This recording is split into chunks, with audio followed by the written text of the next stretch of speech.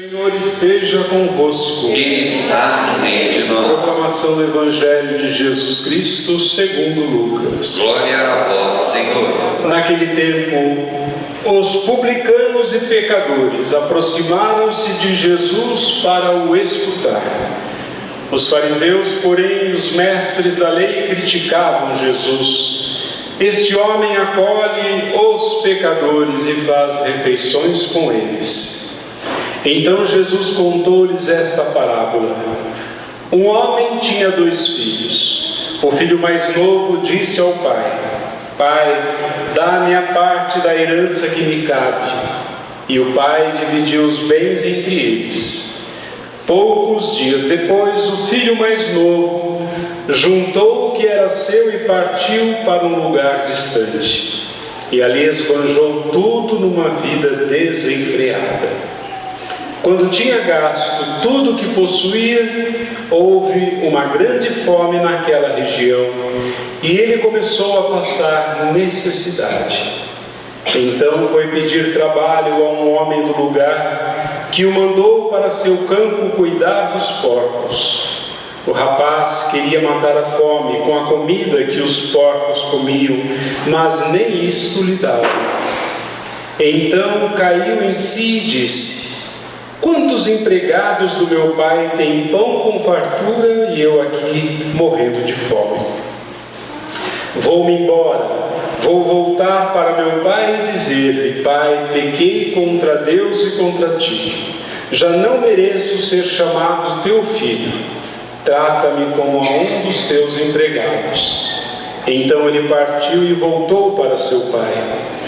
Quando ainda estava longe, seu pai o avistou e sentiu compaixão.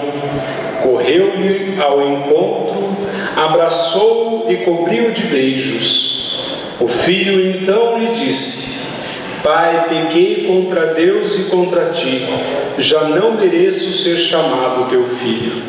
Mas o pai disse aos empregados: Trazei depressa a melhor túnica para vestir meu filho, e ponde um anel no seu dedo e sandálias nos pés. Trazei um novilho gordo e matai-o. Vamos fazer um banquete. Porque esse meu filho estava morto e tornou a viver, estava perdido e foi encontrado. E começaram a festa.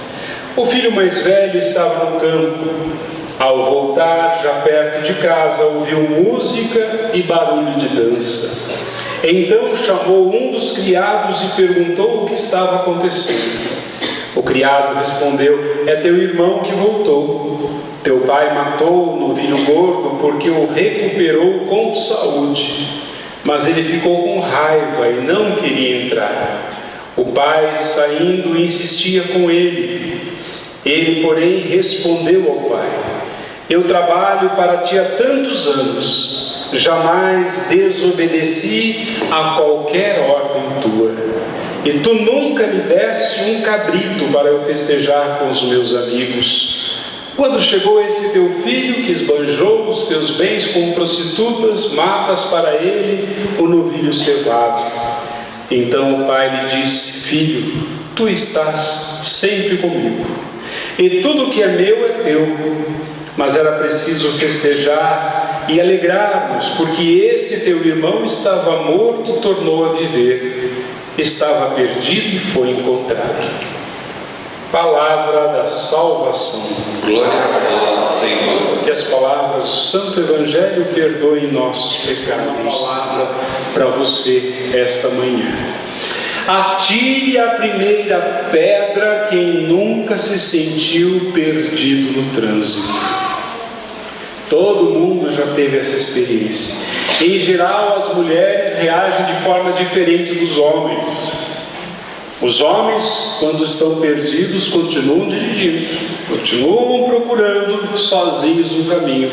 As mulheres geralmente param no primeiro posto de gasolina para perguntar, para saber qual a direção.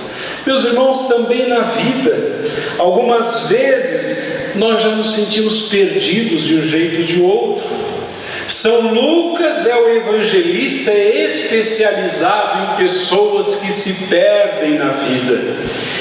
ele é o único evangelista que fala de coisas ou pessoas que se perderam. Aliás, quando ele fala coisa, ele está querendo dizer pessoas também.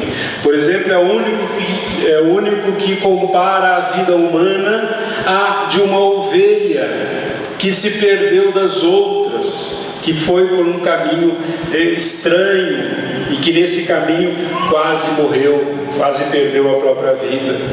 É São Lucas que fala da mulher que perdeu uma moeda dentro de casa e revirou a casa inteira para encontrar essa moeda que era muito preciosa a ela. É ele também que nos fala no Evangelho de hoje de um filho que vai longe do seu pai e se perde longe do seu pai.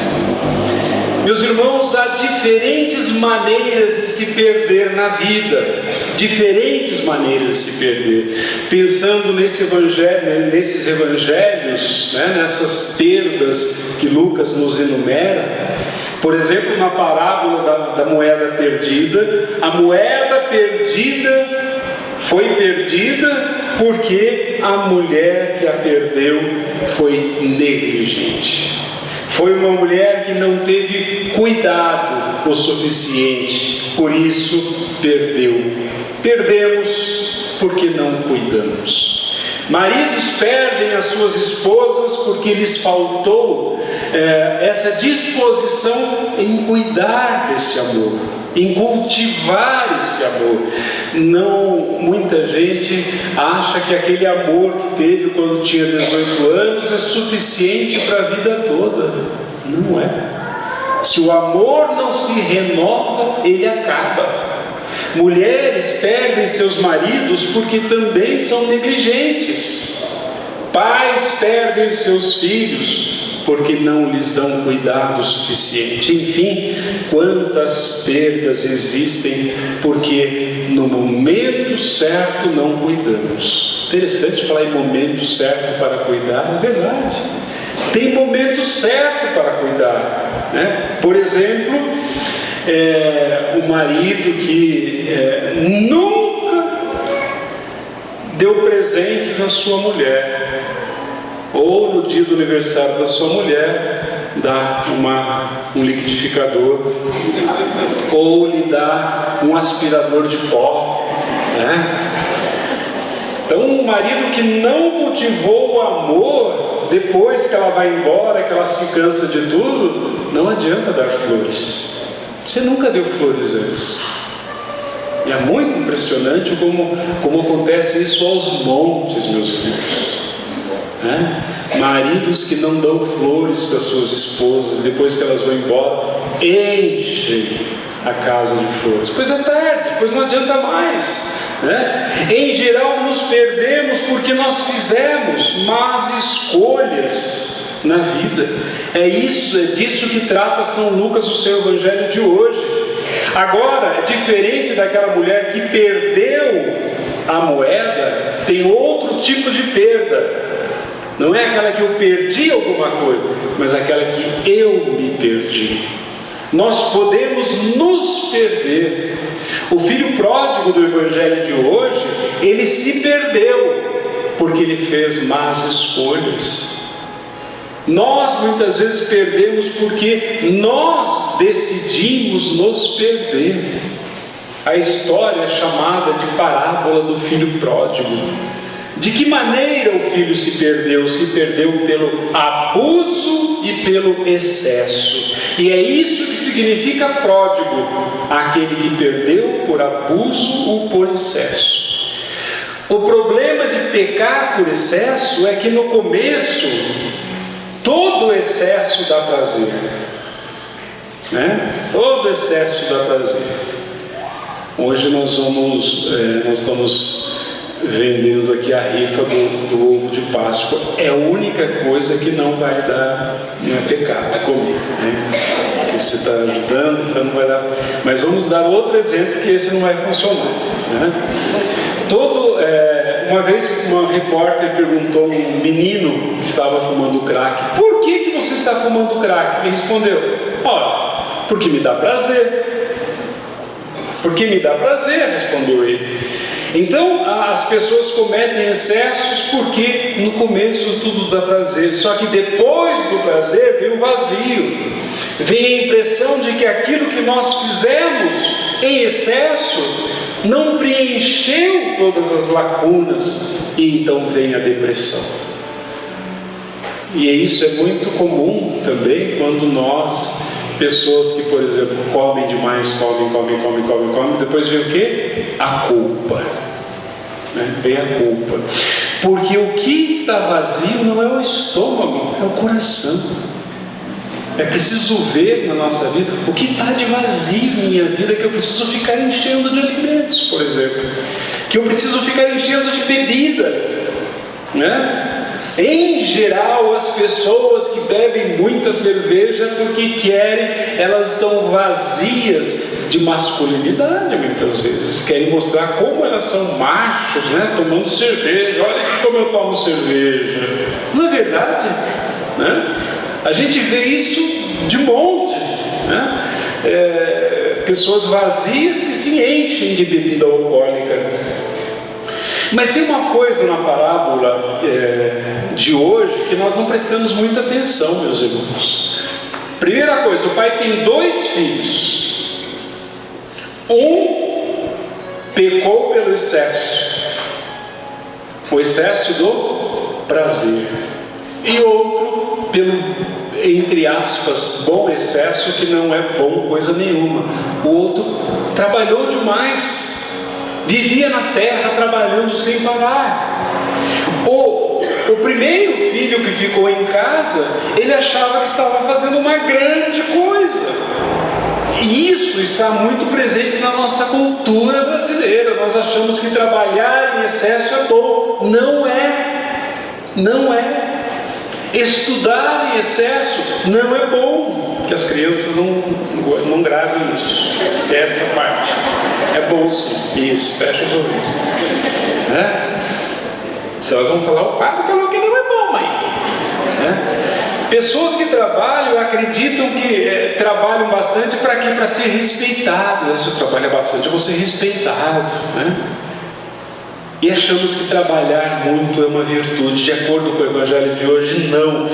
Todo excesso, meus irmãos, seja ele qual for, carrega dentro de si o perigo de matar silenciosamente, de matar aos poucos e de ir abrindo um buraco em nosso coração, um buraco que nada poderá preencher. O que nos chama a atenção é o início desse Evangelho. Às vezes a gente fala da história do filho pródigo e esquece do comecinho. O comecinho fala assim, naquele tempo, os pecadores e publicanos aproximavam-se de Jesus para o escutar. Os pecadores se dirigiam a Jesus. Então esse filho pródigo, ele não é melhor porque retornou o caminho, que se arrependeu, porque ele também cometeu excessos. Quem eram esses pecadores que se aproximavam de Jesus? Eram principalmente aqueles que viviam uma vida desenfreada, sexualmente, por exemplo, né? Ou no seu trabalho, roubavam. As pessoas que iam ouvir Jesus eram essas pessoas. Portanto, se elas se aproximavam de Jesus, é porque a vida toda viveram longe dele. Então não eram pessoas assim boas. Mas o outro grupo, como o filho mais velho, que representa aqueles que pecaram por excesso de religiosidade. Excesso de religiosidade. Parece que às vezes a gente desculpa a religiosidade, né? Mas a religiosidade em excesso é um perigo. Essas pessoas são bastante religiosas porque querem ser também respeitadas pelos outros. São muito religiosos porque acreditam que são melhores do que os outros. Acreditam que são salvos. Olha, tem uma palavrinha no Evangelho de hoje que a gente não presta muita atenção. Ela diz assim: aquele filho mais velho, mais religioso, ele tinha raiva. Pessoas muito religiosas demais, elas vivem raivosas, elas vivem criticando os outros. Ah, mas você fez isso? Ah, não devia fazer. Ah, mas só criticam. E elas só sabem ser religiosas, mais nada.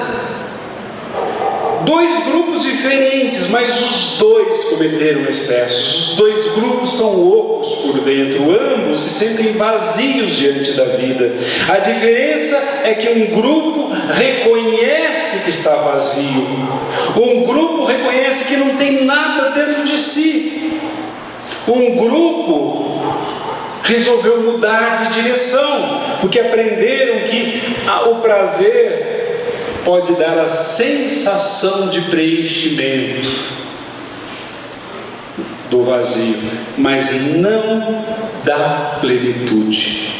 Outro grupo nunca reconhece que a sua espiritualidade é falsa, que reza muito, mas o seu coração vive cheio de ressentimentos. Pessoas muito religiosas demais têm muitos ressentimentos. Muitos ressentimentos. Então, olha que interessante. Deus prepara um banquete nesse evangelho de hoje. Para qual dos dois grupos? Para qual dos dois grupos? Para o filho pródigo ou para o primeiro filho? Hã? O primeiro ou o segundo? Para o filho pródigo? Não, para os dois. Vejam, lembre-se lá no Evangelho, tem algumas coisinhas no Evangelho que a gente não presta muita atenção. No Evangelho fala o que? O pai preparou o banquete e chamou o filho mais velho. O filho mais velho falou que não ia. O que o pai fez? E insistiu com ele. Ele não insistiu com o filho pródigo, ele insistiu com o outro. Mas filho, venha no banquete, é para todos nós o banquete. O que significa isso, meus irmãos? Que Deus prepara o banquete para todo tipo de gente, até para aqueles que acham que não precisam do banquete, que acham que já estão salvos, né? Mas aqueles que são muito religiosos acham que não precisam de banquete nenhum. Meus irmãos, religiosidade sem amor é caminho certo para o inferno. Agora, o que há de comum nesses dois grupos? Os dois estão perdidos, e para os dois o Pai prepara um banquete. Só que tem uma diferença: aqueles que pensam que não são dignos é que são dignos, e os que pensam que são dignos não são dignos de participar do banquete. A pergunta que eu faço para todos nós é: em que grupo nós estamos? Vamos fechar os nossos olhos, inclinar a nossa cabeça. Faça essa pergunta à luz da palavra de Deus que você ouviu. E peça a Ele: Senhor, me faz reconhecer as minhas faltas. Me faz, Senhor, ter um coração humilde e sereno diante de Ti. Porque o Senhor prometeu revelar o Teu nome àqueles que são pequenos, àqueles que sabem perdoar. Tira de nosso coração o ressentimento e dai-nos, Senhor, o Teu Espírito. Manda Teu Espírito para transformar meu coração. Às vezes, Senhor, sentimos um coração batendo no nosso peito, um coração de pedra, um coração magoado, um coração frio, um coração sem vida, um coração que não sabe amar e nem quer perdoar. Manda Teu Espírito, Senhor, para transformar meu coração. Conheço um coração tão manso, humilde e sereno, que louva revelar seu nome aos pequenos, que tem o dom de amar, que sabe perdoar e deu a vida para nos salvar. Jesus, manda teu Espírito para transformar meu coração. Jesus, manda teu Espírito para transformar meu coração. Às vezes no meu peito bate um coração de pedra, magoado, frio, sem vida. Aqui dentro ele me aperta, não quer saber de amar, nem sabe perdoar, quer tudo e não sabe partilhar.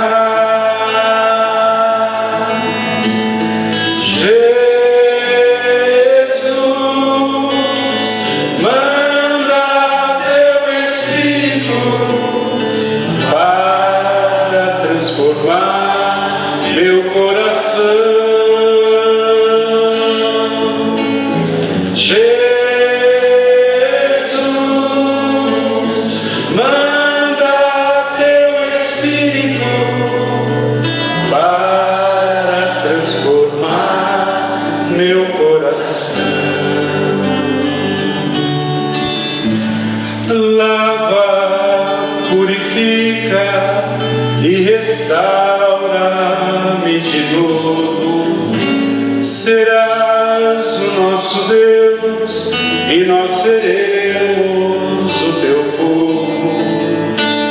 Derrama sobre nós a água do amor, o Espírito de Deus, nosso Senhor.